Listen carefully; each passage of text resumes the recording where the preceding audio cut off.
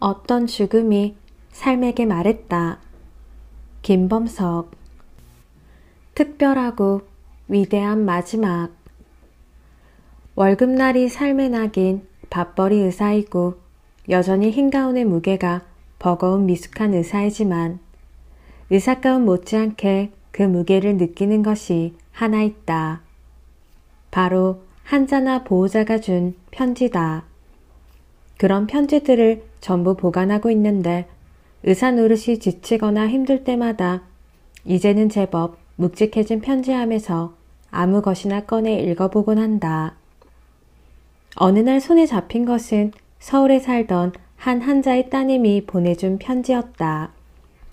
엄마가 폐암 진단을 받고 많이 힘들어 하셨는데 이제는 마음을 많이 다잡으셨어요. 선생님을 믿고 따르면서 저희 정말 열심히 치료받겠습니다. 우리 엄마 꼭 낫게 해주세요. 편지 속의 우리 엄마는 노년의 폐암 환자였다. 할머니는 담배 한 번 피운 적이 없는데 폐암에 걸렸고 진단 당시 이미 암이 여기저기 퍼진 상태여서 수술이 불가능했다. 할머니는 폐암 4기로 판명이 났다. 항암 치료를 합시다. 의사의 무미건조한 말에 할머니는 말없이 고개를 끄덕거리며 주사실로 향했고 그의 따님은 짧지만 진심 어린 편지 한 장을 남기고 진료실을 떠났다. 할머니가 받을 항암 치료는 완치 목적이 아니라 생명 연장과 증상 완화를 목적으로 한 것이었다. 할머니가 70대이긴 했지만 나름대로 체력도 좋았고 관리도 잘했던 덕에 항암 치료는 순조롭게 진행되었다. 다행히 항암약은 효과가 좋았고 종양의 크기도 많이 줄어들었다. 할머니는 3주에 한 번씩 병원에 와서 열심히 항암 치료를 받았다. 나는 할머니에게 평소에는 어떻게 지내시는지 물었다. 딸과 같은 단지 아파트에 사는 할머니가 들려준 일상은 비슷했다. 아침이면 딸 집으로 가서 손주들을 어린이집에 데려다주고 두어 시쯤 데리고 돌아온다. 그 길에 손주들과 이런저런 이야기도 나누고 가끔은 슈퍼마켓에 들러 손주들이 좋아하는 과자를 산다. 맞벌이 하는 딸이 퇴근해서 올 때까지 손주들을 봐주며 간식을 챙기고 어질러진 집도 간단히 치우고 밑반찬도 해놓는다. 딸이 돌아오면 자신의 집으로 돌아가서 집안일을 하고 텔레비전을 본다. 주말에는 김밥을 싸서 근처 공원으로 소풍을 가기도 하고 딸과 북한산에 오르기도 하며 때때로 하산길에 사우나에 들르곤 한다.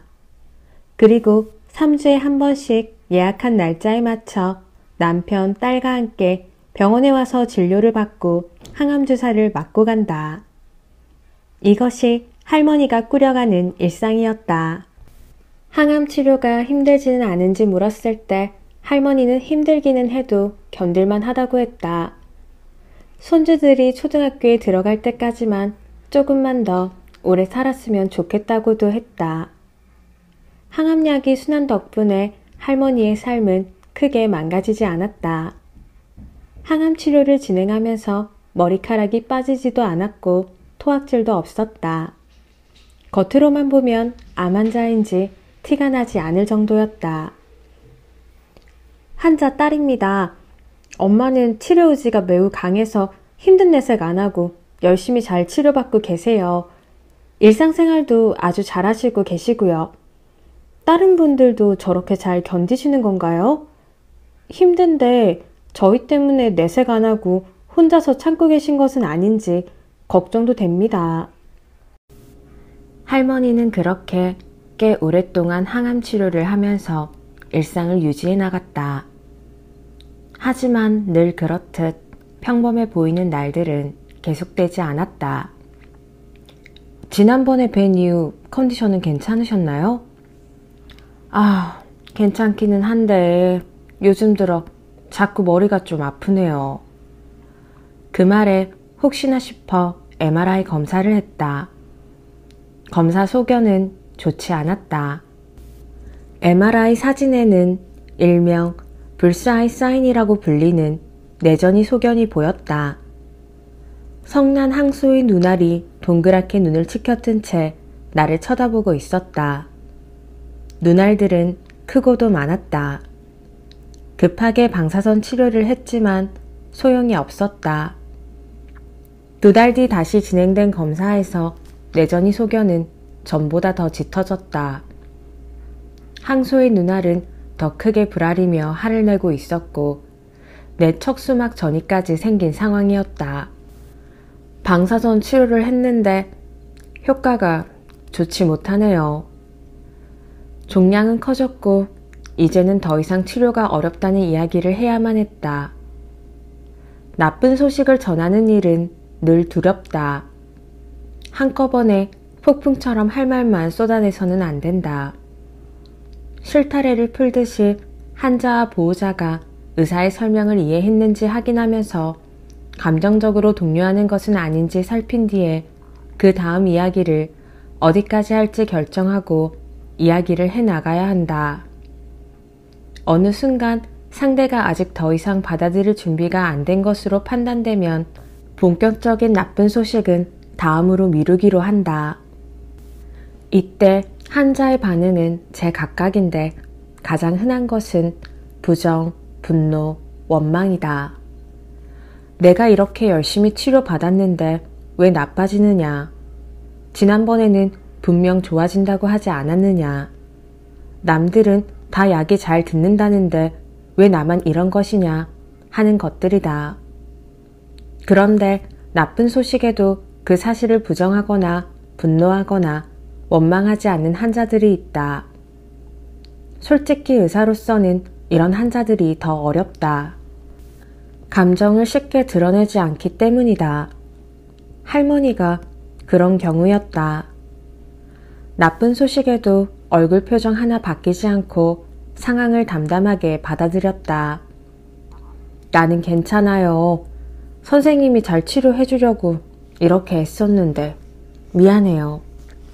할머니는 오히려 나를 위로했다. 자신이 관리를 잘하지 못해서 상태가 나빠졌다면서 스스로의 탓으로 돌렸다. 생각해보니 치료 결과가 안 좋아서 중간에 항암제를 바꿔야 했던 적도 몇 번 있었는데 그런 때에도 할머니는 화를 내거나 마음의 동요를 일으켰던 적이 단 한 번도 없었다. 그래서 소식을 전하는 내 마음도 더 좋지 않았다. 항암 치료의 효과 유무는 확률 싸움이다. 치료가 잘 되는 환자도 있지만 그렇지 않은 환자도 있다. 이를 치료 전에 미리 예측하긴 어렵다.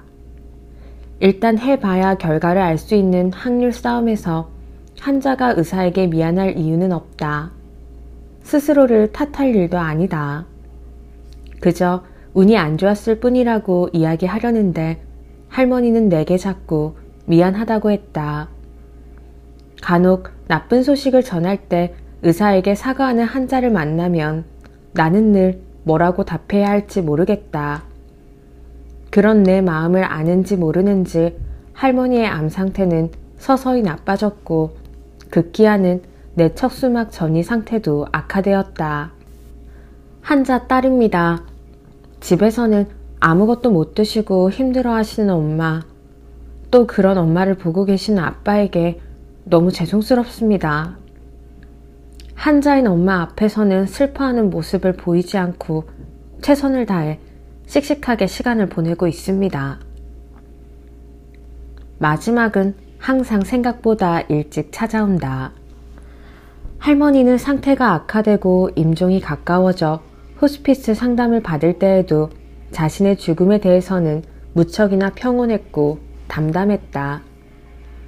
오로지 유일한 걱정이라면 자식들과 손주들이 자신 없이도 잘 살아갈 수 있을까 하는 점인데 어차피 살면서 한 번은 겪어야 할 일이고 아이들은 씩씩하니 잘 헤쳐나갈 것이라고 믿는다고 이야기했다. 선생님, 이제 엄마와의 작별 시간이 다가오나 봅니다. 이제는 제가 엄마를 놓아드려야 하는 때가 온 것 아닌가 해요. 아버지와 저희 가족을 아프시기 전처럼 똑같이 생기시던 대단한 엄마가 자꾸 약해져 갑니다. 공기 좋은 곳으로 이사 갈까요? 하고 선생님께 물었을 때 선생님이 엄마에게 딸 옆에 꼭 붙어 살라고 하셨던 기억이 납니다. 엄마가 같은 아파트 단지로 이사 오셔서 저랑 함께 아이들 등원시키고 사우나도 가고 산에도 가고 했던 1년이 너무 행복했습니다. 이 행복이 이대로 끝나버리는 건가 봐요. 제가 해드릴 수 있는 게 너무 없네요. 불과 20일 전이 다시 돌아가고 싶은 시간이 될 줄은 몰랐습니다. 내가 이 편지를 받은 후 할머니는 얼마 못 버티고 돌아가셨다. 할머니가 실제로 돈이 많았는지 대학은 나왔는지 그런 것들은 알지 못한다. 짐작하건대 가방끈이 길지도 않았던 것 같고 넘치게 부유하지도 않았던 것 같다. 역사책에 나올 법한 위인도 아니고 언론에서 칭송받을 만한 이력이 있는 분도 아니었다. 우리 주위에서 흔히 마주칠 법한 평범한 분이었다. 하지만 나는 할머니가 누구보다 어려운 일을 해냈다고 생각했다. 마지막까지 평범한 일상을 살아내는 일, 느닷없이 찾아온 운명을 받아들이고 본인 묵에 남은 삶을 평소처럼 살아내는 일. 누군가는 어떻게 생각할지 모르지만 적어도 내가 지켜본 그 노년의 한 자는 평범함 속에서 행복을 발견하는 분이었다. 할머니라고 죽는 것이 두렵지 않았을 리 없다. 헤어짐은 아프고 미지의 사오는 두려웠을 것이다.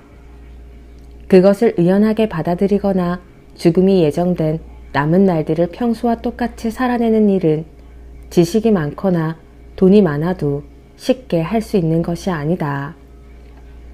병원에서 나는 대단한 권력자도 엄청난 부자도 저명인사들도 많이 보았다. 그러나 할머니처럼 담담하게 마지막까지 평소와 같은 일상을 꾸려간 한 자는 많지 않았다. 할머니는 그 어떤 사람보다도 특별했고 보통 사람이지만 위대한 사람이었다.